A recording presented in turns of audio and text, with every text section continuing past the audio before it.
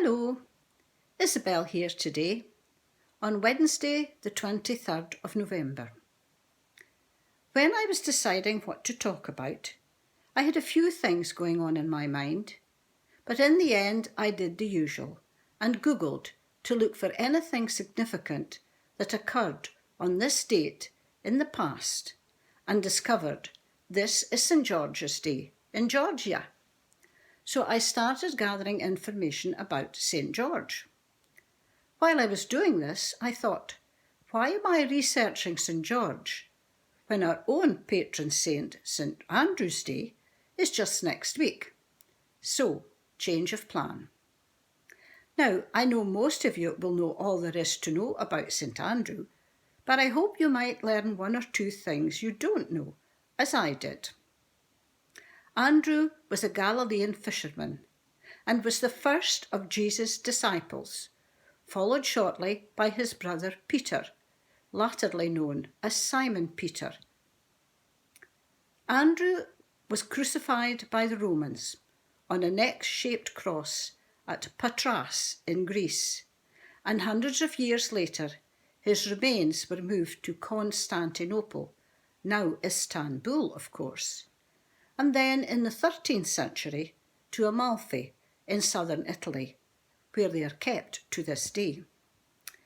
Legend has it that a Greek monk known as St. Roll was ordered in a vision to take a few relics of St. Andrew to the ends of the earth for safekeeping. He set off on a sea journey to eventually come ashore in Fife.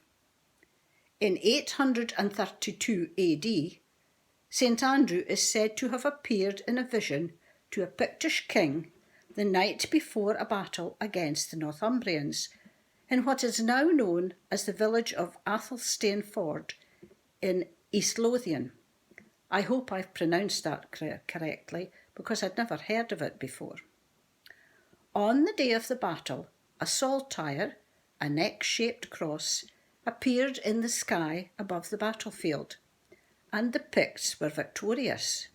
So, the saltire, or St. Andrew's Cross, was subsequently adopted as the national emblem and flag of the Scots.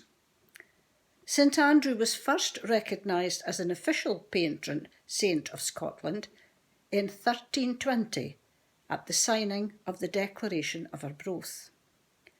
The presence of St. Andrew's relics in Scotland, a tooth, a kneecap, an arm and finger bones, meant that St. Andrew's became a popular medieval pilgrimage site, although they were destroyed in the 16th century during the Scottish Reformation. In 1879, the Archbishop of Amalfi gifted St. Andrew's shoulder blade to St. Mary's Cathedral in Edinburgh. Pope Paul VI donated further relics in 1969. Remnants of the cross he was crucified on remain in St. Andrew's Cathedral, Patras, in Greece. He was the first bishop there before he was crucified by the Romans.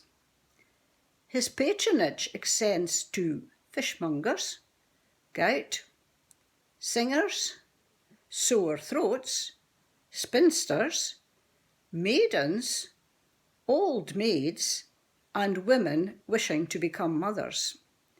He also seems to be patron to half the world. In parts of the Ukraine, Germany, Austria, Slovakia, Poland, Russia, and Romania, a superstitious belief exists that the night before St. Andrew's Day is especially suitable for magic that reveals a young woman's future husband. In Poland, the holiday Andrzejski is celebrated on the night of the 29th through to the 30th. Traditionally, the holiday was only observed by single girls, though today both young men and women join the party to see their futures.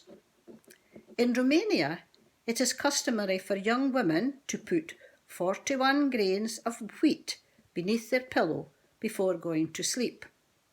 And if they dream that someone is coming to steal their grains, that means that they are going to get married the next year. In Barbados, St. Andrew's Day is celebrated as the Day of Independence.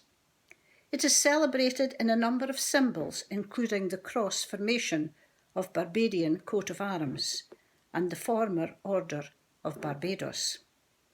There are so many stories and beliefs about St. Andrew, I could go on and on forever. So I'll let you maybe try to find out more yourselves. I hope you found some of this interesting. Have a good week.